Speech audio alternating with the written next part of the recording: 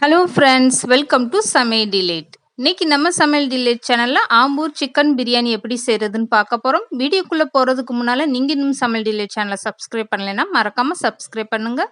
அப்படியே பக்கத்துல இருக்க பெல் ஐக்கானையும் கிளிக் பண்ணுங்க. இப்போ வாங்க வீடியோக்குள்ள போகலாம்.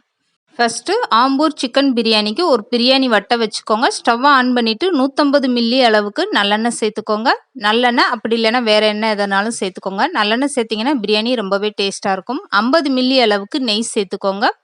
இது கூடவே பட்டை வகைகள்லாம் சேர்த்துக்கோங்க. அன்னாச்சி பூ, பிரியாணி இலை, பட்டை, ஏலக்காய் இந்த மாதிரி வாசனை பொருட்கள்லாம் சேர்த்துக்கோங்க. ரெண்டு சேர்த்துக்கிட்டிங்கன்னா போதும்.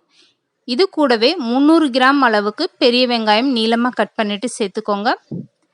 இன்னைக்கு இந்த பிரியாணிக்காக 1 கிலோ ஜீரக சம்பா அரிசி நான் எடுத்து வச்சிருக்கேன். 1 கிலோ அரிசினா 1 கிலோ அளவுக்கு சிக்கன் எடுத்துக்கோங்க.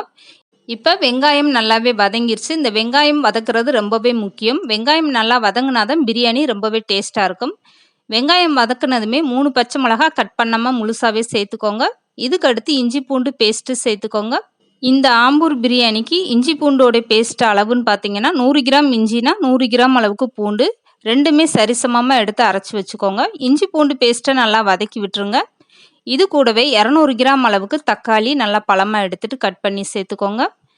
இந்த தக்காளியும் நல்லா வதங்கினதுக்கு அப்புறமா பட்டை, கிராம்பு, ஏலக்காய் சேர்த்த பிரியாணி மசாலாவை சேர்த்துக்கோங்க. 1.5 ஸ்பூன் அளவுக்கு சேர்த்துக்கோங்க.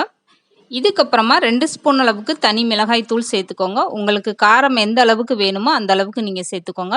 மிளகாய் பொடி சேர்த்துட்டு நல்லாவே வதக்கி விட்டுருங்க.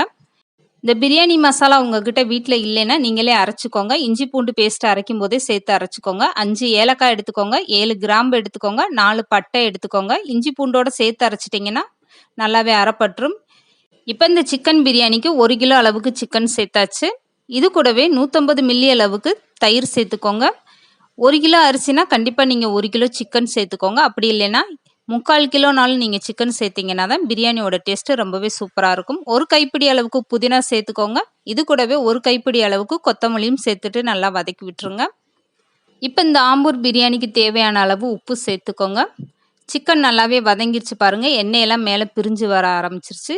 இந்த அளவுக்கு நல்லா வதக்குனீங்கன்னா தான் பிரியாணி உதிரி உதிரியாக ரொம்பவே சூப்பராக வரும். இப்போ நல்லா வதக்குனதுக்கப்புறம் அளவான தண்ணி எடுத்துட்டு சேர்த்துக்கோங்க.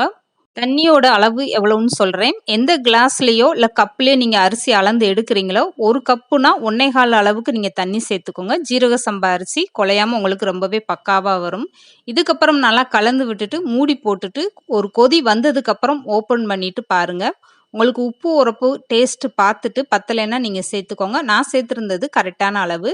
இப்போ ஜீரக சம்பா அரிசியை நீங்கள் பிரியாணி செய்கிறதுக்கு முன்னாடியே கழுவிட்டு ஊற வச்சுருங்க. அப்போ அந்த மசாலா வதக்குறதுக்கும் அரிசி ஊறுறதுக்கும் டைம் கரெக்டாக இருக்கும். இதுக்கப்புறம் நல்லா கலந்து கொடுத்துட்டு ஒரு மூடி போட்டு வச்சுருங்க. நல்லா கொதி வந்து பாதி அளவுக்கு தண்ணி வத்துனதுக்கப்புறம் ஸ்டவ்வை குறைச்சி வச்சுக்கிறணும்.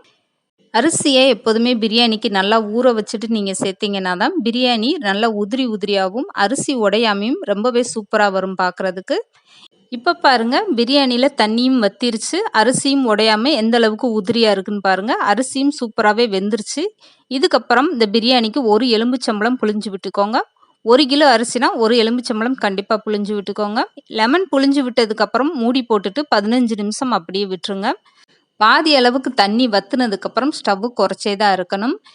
இதுக்கப்புறம் ஒரு மூடி போட்டுட்டு குறைந்த தீயில நீங்கள் 15 நிமிஷம் வைக்கும்போது இருக்கிற தண்ணியும் வற்றிட்டு பிரியாணி நல்லாவே உதிரி உதிரியாக ரொம்பவே சூப்பராக வந்துடும்.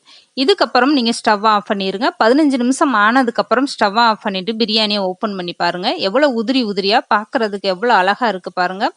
1 கிலோ ஜீரக சம்பா அரிசியில் ஆம்பூர் சிக்கன் பிரியாணி எப்படி செய்யறதுன்னு இன்னைக்கு நம்ம வீடியோவில் பார்த்துருக்கோம். ரொம்பவே அருமையாக வந்திருக்கு. கண்டிப்பாக நீங்களும் இந்த ஆம்பூர் சிக்கன் பிரியாணியை ட்ரை பண்ணி பாருங்கள். இந்த வீடியோ பிடிச்சிருந்தா லைக் பண்ணுங்கள், ஷேர் பண்ணுங்கள். மறக்காமல் சமையல் டிலேட் சேனலை சப்ஸ்கிரைப் பண்ணுங்கள்.